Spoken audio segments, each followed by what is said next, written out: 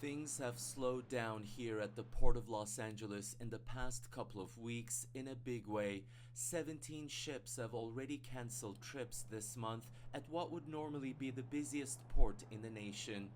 Volume has dropped more than a third because of steep tariffs on imports. We're coming up now on traditional seasonable fashions, spring fashion, summer fashion, back to school products. Those may be at risk if these discussions don't turn out to be firm deals or frameworks on trade agreements. Many retailers and manufacturers have hit the pause button, especially on shipments from China, as 145% tariffs have made the goods 2.5 times more expensive than it was just last month.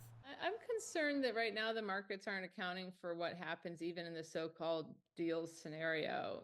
So we had these ridiculously large tariffs that were announced on the so-called Liberation Day. And then when those were retreated from, we were still left with really high levels of protection, not just in China, but an across the board 10% tariff and some sectoral tariffs in particular industries that were higher than the 10%.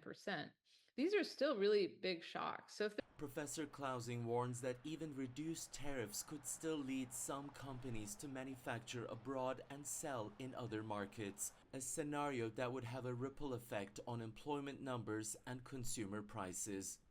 It's still hard to predict the exact toll and the timeline for the impact caused by these tariffs, but here in Los Angeles and Long Beach, the busiest ports in the nation, which moved 20 million containers last year, are already showing a 44% drop in docked vessels in the week of May 4 compared to last year.